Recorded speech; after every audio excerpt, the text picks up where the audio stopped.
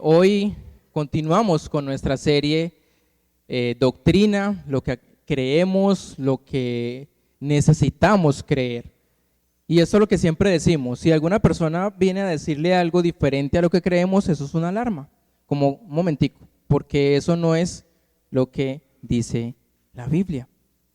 Y hoy vamos a tratar un tema bien interesante y es la doctrina del fin de los tiempos. Y esta doctrina algunos le llaman también escatología.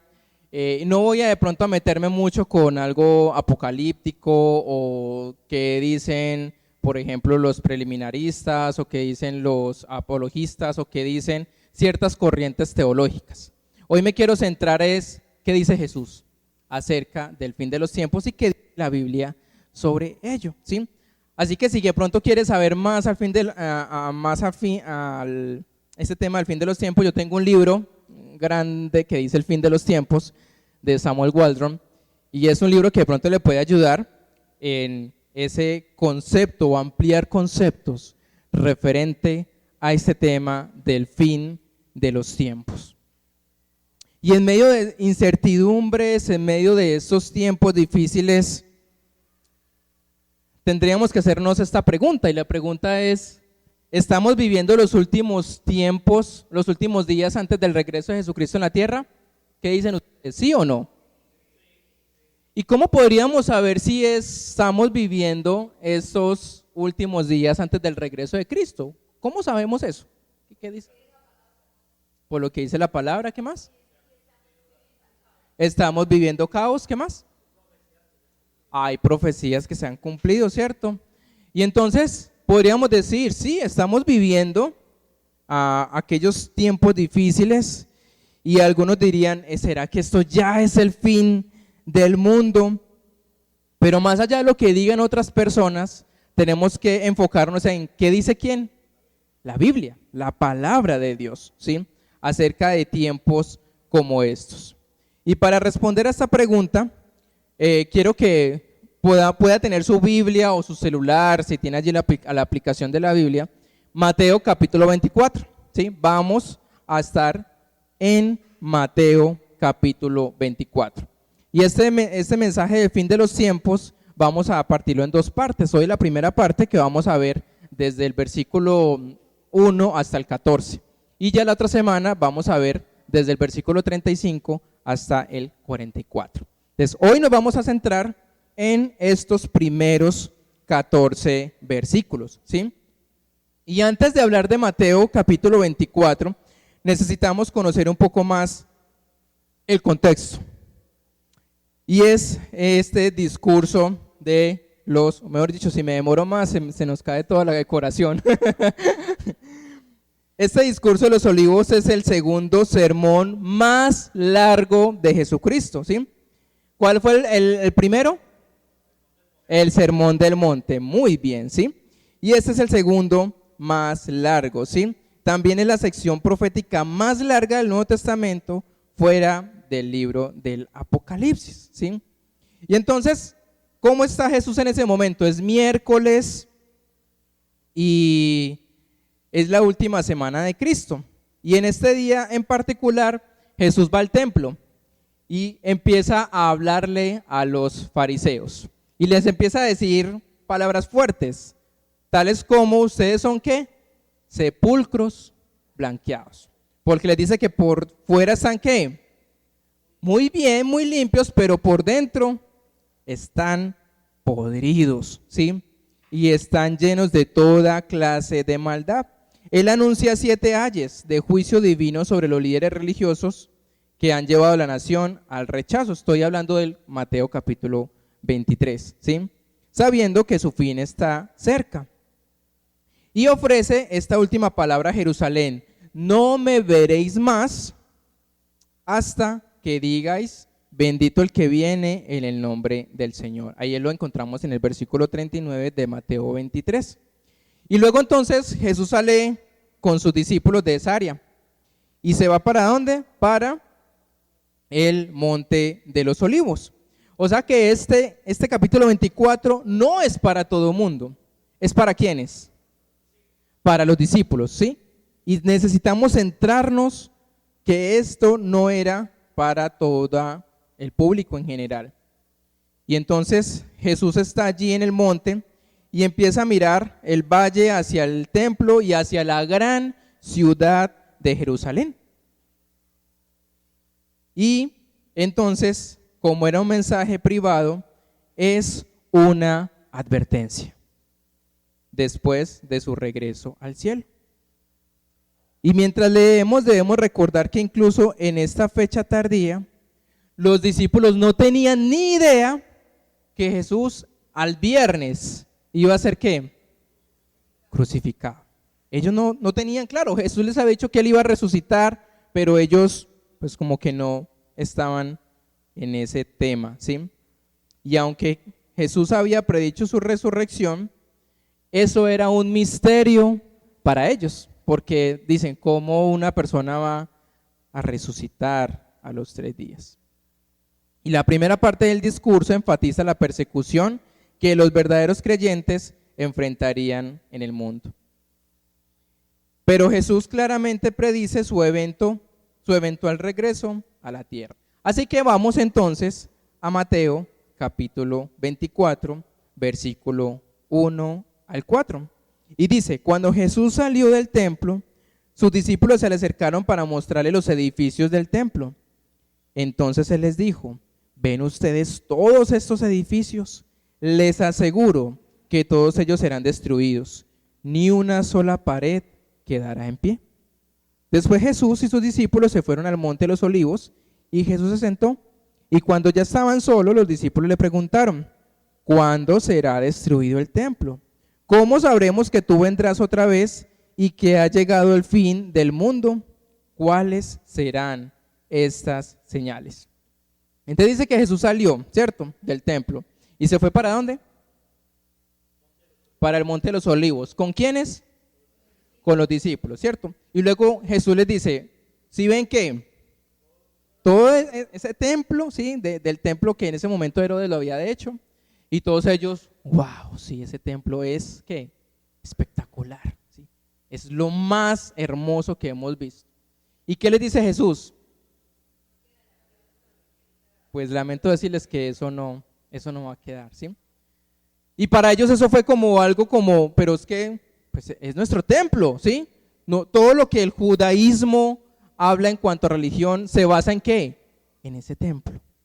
Pero lo que le estaba dando a conocer Jesús era que sí, el templo verdaderamente pues iba a ser destruido, pero lo que más hablaba Jesús era que todo lo que representaba este templo como una tradición judía, eso iba a ser ¿qué? Derribado. Pero ellos pensaban era en ¿qué? En el edificio, ¿sí? E inclusive algunos escritores dicen que el que preguntó sobre, bueno, ¿y quién va a dañar eso o esa edificación? Fue Judas el Iscariote, porque él pensaba como en ¿qué? En la platica, ¿sí? Dice, ¿cómo así que van a destruir algo tan valioso? Algunos escritores dicen que Judas fue el que preguntó en otro texto paralelo, dice Jesús, pero ¿y por qué pues no va a quedar piedra sobre esto? Y entonces los discípulos, ¿cómo quedaron? Como con preguntas, ¿cierto? Y ellos entonces lanzan algunas preguntas. La primera pregunta, ¿cuál es? ¿Cuándo será esto, cierto? ¿Cuándo será destruido el templo? Segunda pregunta, ¿cómo sabremos? O sea, ¿cómo vamos a saber que tú vendrás otra vez y que ha llegado al fin del mundo? ¿Cuáles serán esas señales? ¿Sí? Así que en esta mañana vamos a ver 6 señales de la segunda venida de Cristo. Y nos vamos a enfocar solo en estas 6 señales a partir de lo que nos dice Mateo, a partir del versículo 4 hasta el 14. 6 señales. Pueden que hayan más señales en ese momento, puede que en otras versiones digan más, pero hoy nos vamos a enfocar solo en 6 señales. Y la primera señal que nos dice Jesús que será el fin de los tiempos es el engaño espiritual. Y nos dice entonces el versículo 4, Jesús respondió, mirad que nadie que los engañe, porque vendrán muchos en mi nombre diciendo, ¿qué van a decir? Yo soy el Cristo, y a muchos engañarán. Entonces, ¿cuál es la primera señal de la segunda venida o que los tiempos sean ya los últimos tiempos? El engaño espiritual. ¿Creen que eso está pasando en este tiempo? Sí, pero la pregunta es, ¿creen que pasó en el siglo pasado también? Y hace 3 siglos, bueno, no, 3 siglos no. ¿O sí? Ah, sí, está hablando como de milenio. Hace 3 siglos también, ¿sí? Pero entonces las personas del siglo pasado podrían pensar que, según lo que dice este texto, el fin estaba ¿qué? Estaba cerca. Pero nosotros también, al ver cómo hay engaño espiritual, también podríamos decir, el fin está cerca. Y esta primera señal es un recordatorio de que aquellos charlatanes religiosos se pueden encontrar en todas las épocas. Y hemos escuchado, por ejemplo, a personas creo que fue en este siglo, a uno que dijo que era el Cristo. ¿Cómo se llamaba? José Jesús Miranda, algo así, ¿cierto? ¿Sí? Y él que dijo, yo soy el Cristo. ¿Y qué pasó con la gente? Le creyó, ¿sí? Porque dice la Escritura, muchos engañadores que vendrán.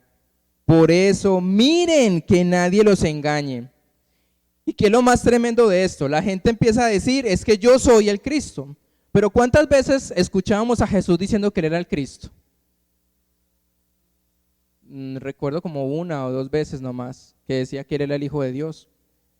Pero él no estaba constantemente diciendo, es que yo soy el Cristo, yo soy, crean en mí, ¿no?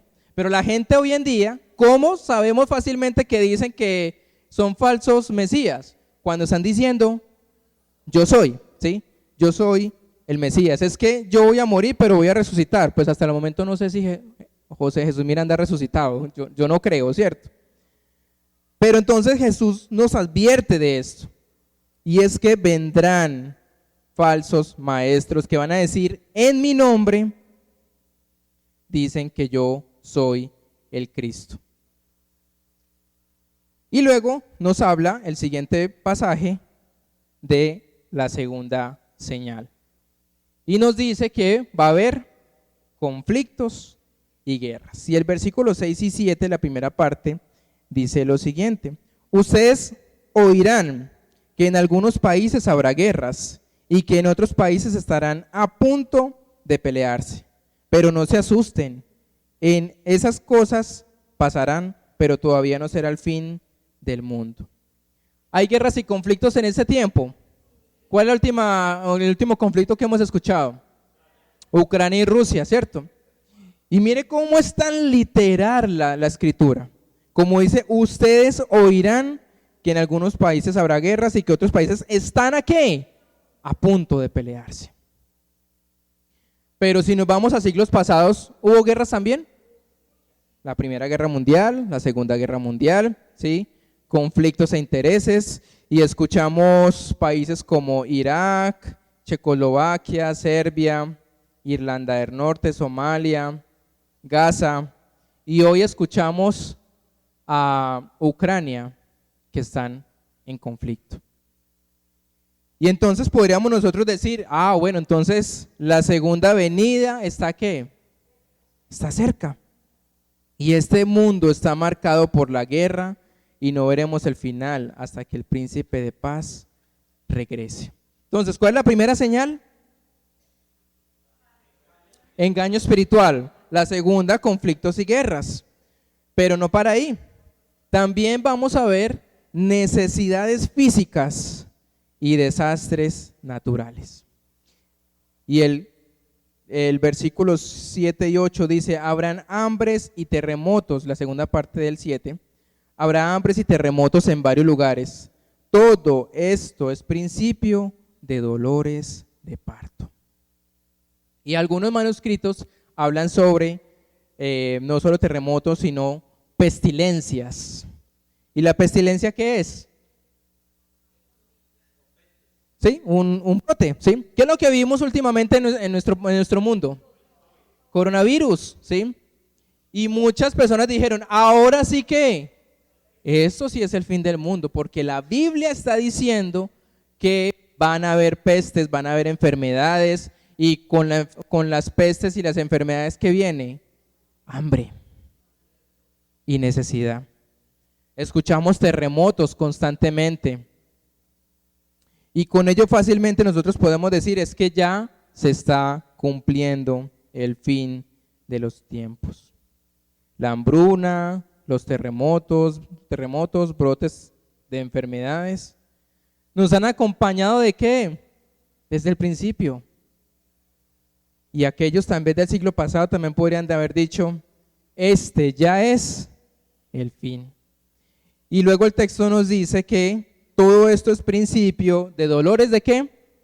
De parto. A ver, mujeres que han tenido hijos, ¿cómo es un dolor de parto? Primero, se demora mucho, ¿sí? Eso es ¿qué? Parte de un proceso, ¿sí? Pero cada vez los dolores ¿qué? Aumentan, ¿sí? Bueno, nosotros de hombres no hemos tenido ese dolor de parto, pero dicen que eso es una vaina tremenda, ¿sí? Pero los dolores, así como vienen rápidamente, eso es que un estallido que nace el bebé. Y entonces Jesús dice que así será el fin del tiempo. Dolores constantes, poco a poco, cada vez aumentando hasta que llegue el fin. Así que la pregunta crucial involucra ¿qué tan cerca podemos estar o no de esos sufrimientos del tiempo del fin? Y el versículo 8 nos advierte y nos dice, eso es solo el principio de todo lo que el mundo sufrirá. Pongámonos en un momento en las alpargatas de los discípulos. Cuando Jesús se les empieza a hablar de esto, van a haber engañadores, van a haber guerras, van a haber necesidades físicas y desastres naturales. ¿Qué creen que pasaría en la mente de esos discípulos?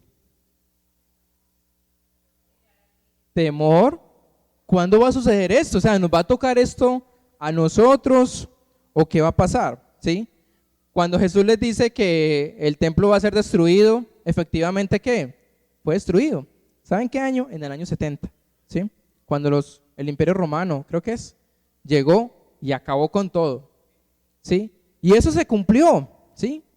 Pero ahora esto, algunos dicen, no, es que eso va a ser, o algunos decían, no, es que en el año 2000 profetizaban que este mundo, ¿qué? Ya. ¿Y qué pasó? Luego dijeron, no es en el 2000. Creo que es en el 2012, creo que era. Y eso, predicciones mayas y todo el tiempo y todo el tema. ¿Y qué pasó? Ahora estamos en ¿qué? 2022, ¿sí? Pero hay ¿qué? Hay señales que el fin está cerca. Y luego nos dice una cuarta señal. Y la cuarta señal es persecución a los creyentes. Y miren, este es un versículo que nadie quisiera tener como su versículo lema. O decir, ¿cuál es su versículo favorito de toda la Biblia? No, para mí es Mateo 24:9. No es ese. Porque ¿qué nos dice este versículo? Este versículo dice, ustedes serán llevados presos y entregados a las autoridades para que los maltraten y los maten. Todo el mundo los odiará por ser mis discípulos. ¿Ese es un versículo que usted quisiera tener como lema? No, ¿cierto? Pero Jesús les dice, ¿recuerda quién les está hablando? A los discípulos. Y les dice, ustedes que van a ser perseguidos y van a morir por mi causa. Y nosotros tal vez en Colombia pues no vemos tan fuerte el tema de la persecución cristiana. Tal vez nos dicen, venga, ¿usted por qué va a la iglesia un domingo? ¿Usted por qué se conecta los miércoles? ¿Usted por qué hace este tipo de prácticas? Y de pronto le dicen, usted es el zanahorio y usted es el que qué pereza no invitarlo a algo porque no va. Simplemente cosas como tal vez básicas. Pero hay personas en otros países que sí sufren persecución, que por el hecho de ser llamados cristianos los persiguen y ¿qué pasa? Los matan. Y esas personas están dispuestas a morir por el evangelio. Y nosotros simplemente nos dicen que algo malo de de ser cristianos y ya no queremos cargar una Biblia o no queremos de pronto buscar de Dios porque nos sentimos rechazados. Pero en aquellos tiempos vamos a tener tal vez persecución, y no tanto de pronto de guerras o conflictos, pero algunos tienen persecuciones de su propia familia, quienes le están constantemente diciendo, y eso que usted va a la iglesia, y eso que usted ahora que va a participar en un ministerio, oiga, y el pastor sí sabe cómo es usted, y con todo eso creen usted, y eso es ¿qué? Persecución. Y vamos a vivir esos momentos, porque las personas más cercanas muchas veces son las que están ahí mirando que no cometa algún error, porque cuando lo cometa, es que, no, pues que usted es cristiano. Vamos entonces con la número 4, perdón, la 5. Iba a ocurrir en ese tiempo el abandono de la fe. ¿Y es porque el abandono de la fe? Porque esto va a ser como una secuencia. Primero, pues hay falsos engañadores que están diciéndole a la gente, yo soy el Cristo, crean en mí, es esto lo que debe pasar y crean en mí. Y la gente que pone su esperanza en esas personas. Y luego esas personas las maltratan, los hieren y hace que estas personas ya no quieran saber absolutamente nada de Dios. Y como lo decía hace 8 días, ¿por qué tenemos sillas vacías hoy? ¿Y por qué si hacemos un recuento de 10 años, 15 años de esta iglesia, dónde están todas las personas que estuvieron en ese tiempo? Algunos tal vez están en otras comunidades de fe, otros en otras ciudades, pero podríamos decir que la mayoría de las personas, ¿qué pasó? Dijeron, no queremos saber más de Dios. Y el versículo 10 al 12 dice, en aquel tiempo muchos, no dice que algunos pocos, dice que muchos se apartarán de la fe, se traicionarán y se odiarán unos a otros, y se aparecerán muchos falsos profetas y engañarán a mucha gente. Por el aumento de la maldad, el amor de la mayoría, ¿qué va a pasar? Se enfriará. Y estos versículos no pintan un cuadro nada bueno, porque nosotros decimos, pero ¿qué pasó con esta persona? Lideraba, ayudaba en la iglesia, era fiel y ahora se considera ateo y no quiere saber más de Dios. ¿Creen que eso está pasando en nuestros tiempos? E inclusive he escuchado pastores de toda la vida que han hablado de Dios y hoy se llaman ateos. Y también porque esto va a pasar, esto nos lo advierte la segunda carta de Timoteo, capítulo 3, del versículo 1 al 9. Y nos dice que en los últimos días vendrán tiempos terribles, cuando los hombres se van a volver amadores de los placeres en lugar de ser amadores de Dios. Y nuestra sexta señal, que estamos en el fin de los tiempos, es el evangelismo mundial. Y me encanta este verso 13 cómo inicia. E inicia con una palabra. ¿Cuál es? Bueno, en esta versión dice otra. Dice, pero. ¿Sí? No sé si en otras versiones usted dice esto, ¿sí? O ese más es como si venimos de tiempos difíciles. Pero, ese pero hace una gran diferencia. Dice, el que se mantenga firme hasta ¿qué? Hasta el fin. ¿Qué va a pasar con esa persona? Se salvará. Miren, y hay personas corrientes teológicas que hablan sobre este texto, que solo cogen ese texto para decir que la salvación ¿qué? Se puede perder, ¿sí?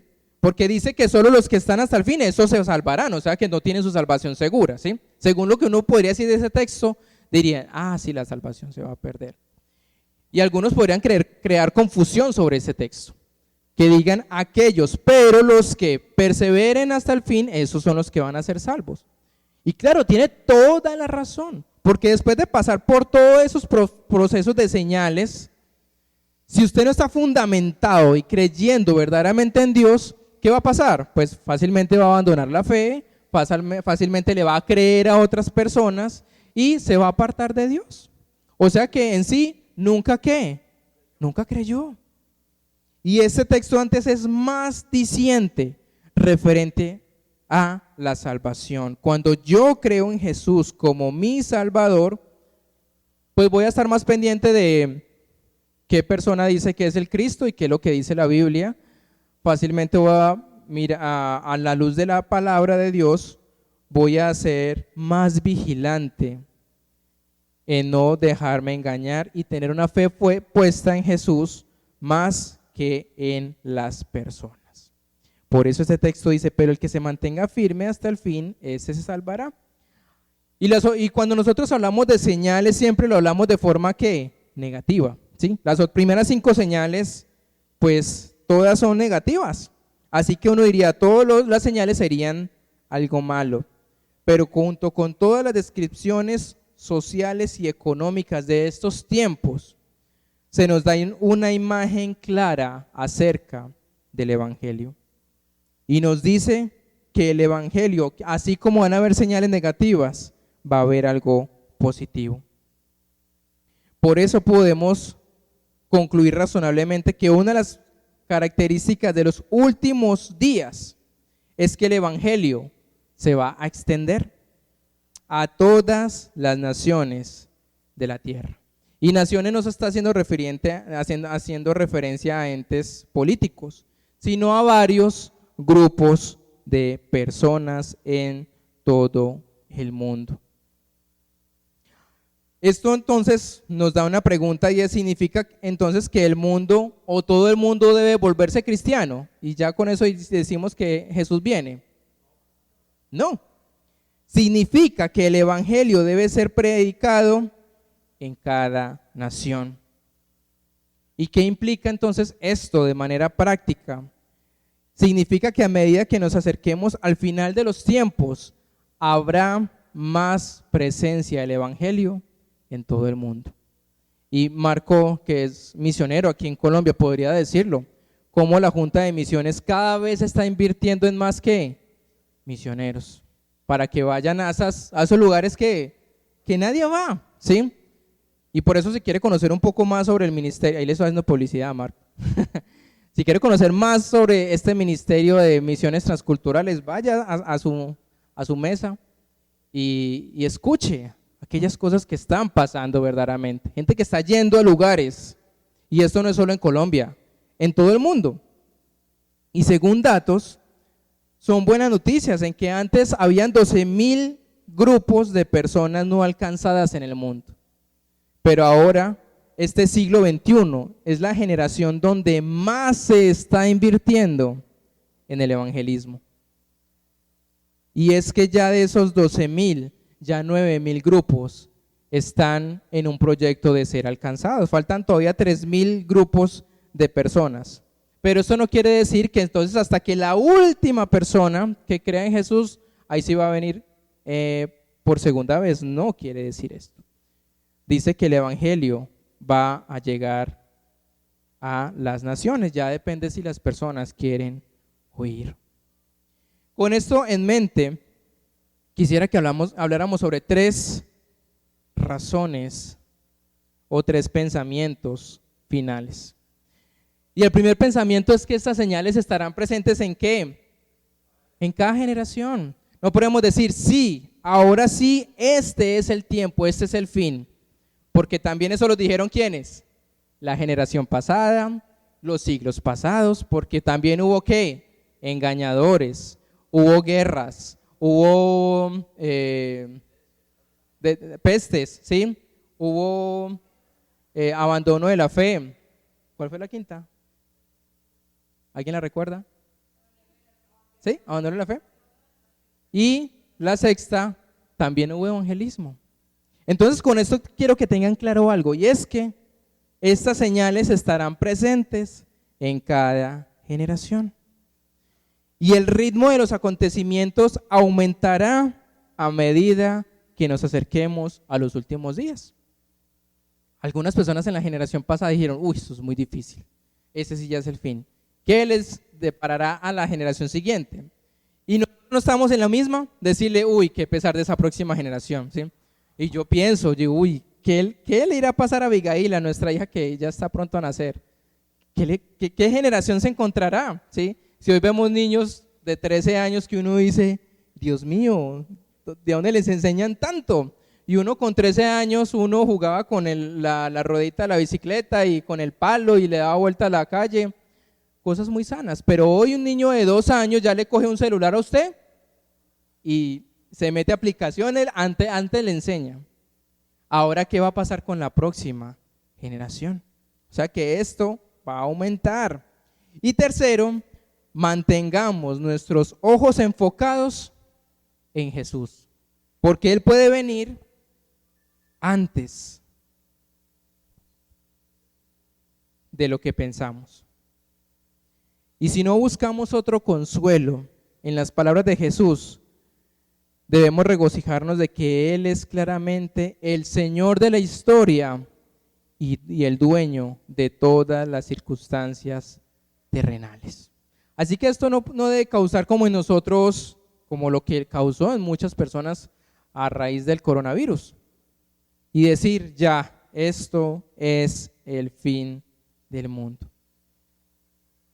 Porque Jesús fue muy claramente y dijo, miren que esto no los alarme, que esto no los angustie. Y es una buena palabra para nuestros tiempos con personas que no solo ahorita ya salió el COVID, sino ahorita estamos en ¿qué? La viruela del mono, ¿sí? Y ya uno dice, pero apenas estamos saliendo de una y ya vamos otra vez para otra, ¿sí? Y algunos dicen, no, el fin de los tiempos es que todos vamos a ser zombies, porque eso va a ser una enfermedad o algo que nos van a hacer, un virus, y todos vamos a quedar como zombies, y mejor dicho, esto va a ser lo más difícil, el apocalipsis. ¿Ha escuchado personas que dicen, el mundo se va a acabar pronto? ¿Ha escuchado personas así? Y sin embargo, varias veces personas dicen, creo que ese es el fin del mundo. La pregunta es, ¿será que lo es? ¿Será el fin del mundo? Quizás sí, quizás no. ¿Eso qué pasa? No lo sabemos, ¿sí? Y si suponemos que Jesús viene pronto, la pregunta sería, ¿cómo debemos entonces vivir? Y quisiera ofrecer 3 palabras de consuelo. Y la primera es, ¿no qué? No tengas temor, porque si tú has creído en Jesús como tu Salvador personal, la muerte no es el fin para nosotros. Así que no hay el por qué tener temor. ¿Que van a haber situaciones difíciles? Sí. ¿Que cada vez la sociedad va a ser más difícil? Sí. Pero no debemos tener temor. Pero tenemos que tener algo claro, es que tú necesitas poner tu vida en orden. Porque tal vez no haya ¿qué? Un mañana. Y la gente dice, no, yo mañana busco de Dios, pero ¿y qué tal que no alcance? Que no haya un mañana. ¿El mañana qué? No existe. ¿Existe qué? El hoy. Y ayer ya pasó, ¿sí? Necesitamos a Dios ¿qué? Hoy. Por eso necesitamos poner nuestra vida en orden. Porque tal vez no sabemos si hay un mañana. Y necesitas creer en Jesús. Y número 3, mantén tus ojos en el cielo. Porque la mayoría de las personas ¿en qué están enfocados? Acá en la tierra, ¿sí? Tener, conseguir, disfrutar, vivir la vida loca. Y ya después cuando ya me sienta viejo y ya esté a punto de morir, ahí sí ya busco de Dios.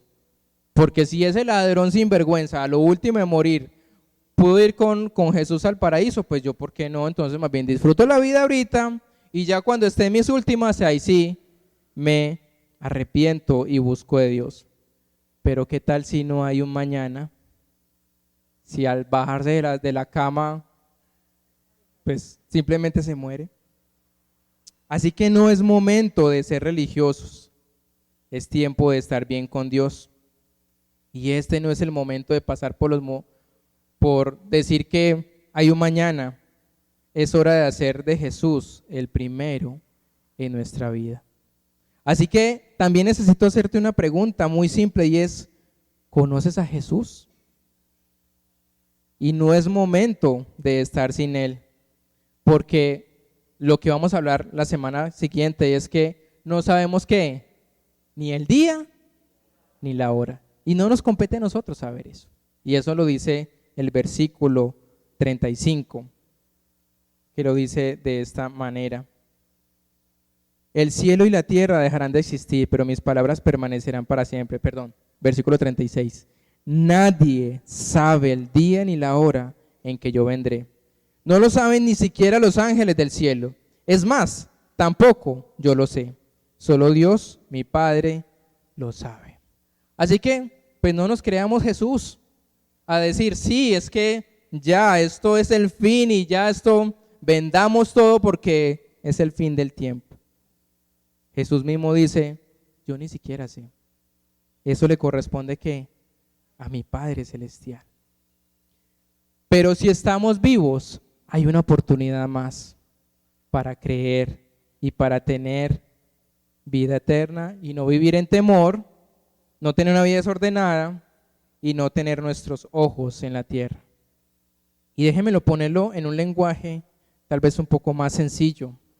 Y de esta manera voy terminando. Si no conoces a Jesús, es mejor que te salves ahora mismo. No esperes, no digas, mañana. ¿Mañana qué? Mañana vendrá Cristo. ¿Cómo sabes que hay un mañana o lo que traerá el mañana? ¿Cómo puedes estar seguro de que estarás vivo mañana? ¿Cómo puedes saber que estarás vivo dentro de 3 horas? No lo sabemos. Por eso es importante que si no conoces a Jesús es mejor que te salves ahora. Porque Jesús viene pronto. ¿Estarás listo para conocerlo? Hay muchas cosas que sabemos y otras cosas que no sabemos sobre el futuro. Pero tenemos que tener claro algo, y la Biblia nos dice que Jesús viene por segunda vez. Y es una realidad, y es una verdad. Y así como es una verdad, debemos creerlo. Y por eso la conclusión en esta mañana es bastante simple. Si Jesús viene hoy, ¿estarás listo? Si Él viene mañana, ¿estarás listo? Si Él viene durante tu vida, ¿estarás listo? Y si esta es la generación en que Jesús va a venir, debemos estar listos. No podemos estar listos un 50% o un 30% o un 80% o un 90%. Debemos estar listos un 100%.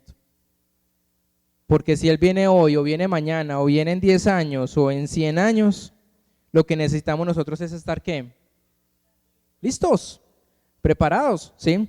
Señor, que vienes mañana, listo, o que ya mi vida va a acabar mañana, no tengo ¿qué? Temor.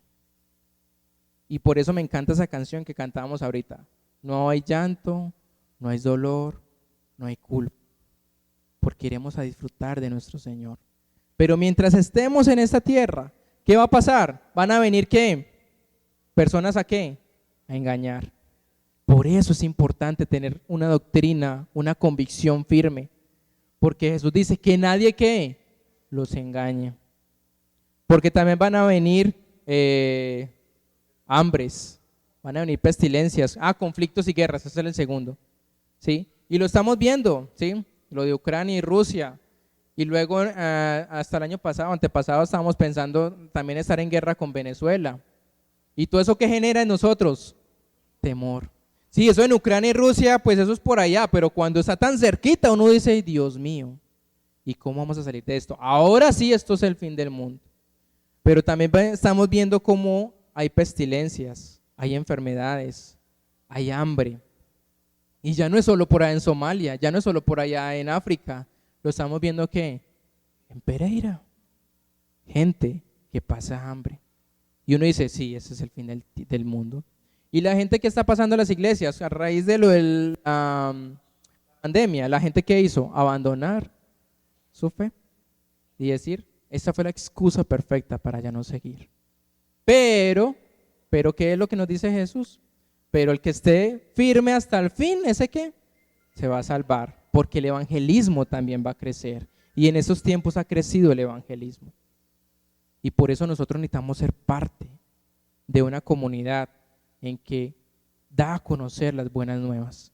Y que la gente pueda decir, no pueda decir que tiene excusa porque no la hay. Y eso nos lo dice Romanos 1:20. Nadie puede decir que hay excusa o que no conoce a Dios, porque sí le podemos conocer. Padre, agradecemos tu palabra porque tu palabra es verdad y nos anima, nos confronta, pero también necesitamos, Señor, entender que necesitamos tener convicción. Y puede haber tal vez mucho tema para hablar sobre la escatología, el fin de los tiempos. Pero más allá de lo que podamos ver de otras corrientes teológicas o pensamientos, necesitamos escuchar y creer lo que tú dices. Y primero necesitamos tener claro es que tú vas a venir algún día. Y tú vas a venir, no sé cómo, si en tribulación o si en rapto, no sé cómo vas a venir. Pero sabemos que tú vas a venir. Y permítenos tener la confianza de saber que cuando venga ese día podamos decir, estoy listo para cuando tú vengas. O si tú nos llamas antes, porque tal vez mañana podríamos morir o en unas horas podríamos morir, tal vez ese sea el fin de mi tiempo, yo pueda tener mi vida en orden y decir yo estoy listo, porque yo creí en el Señor Jesucristo como mi Salvador personal y tengo vida eterna. Y creí y por eso soy contado por justo y puedo estar disfrutando de la presencia de Dios. Así que te pedimos, Señor, que nuestra vida esté en orden, que nuestra alma esté en orden y podamos decir estoy listo para el fin de los tiempos. No sé cuándo será, cómo será, pero estamos listos. Así que trae en nosotros tranquilidad y esperanza, por favor, a un mundo confundido, a una sociedad que no quiere saber nada de ti.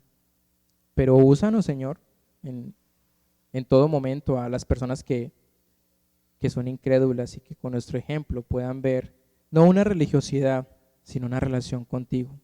Y decir, no le tenemos a la muerte. Podemos disfrutar después de la muerte porque hay una vida y en abundancia. En el nombre de Jesús oramos. Amén.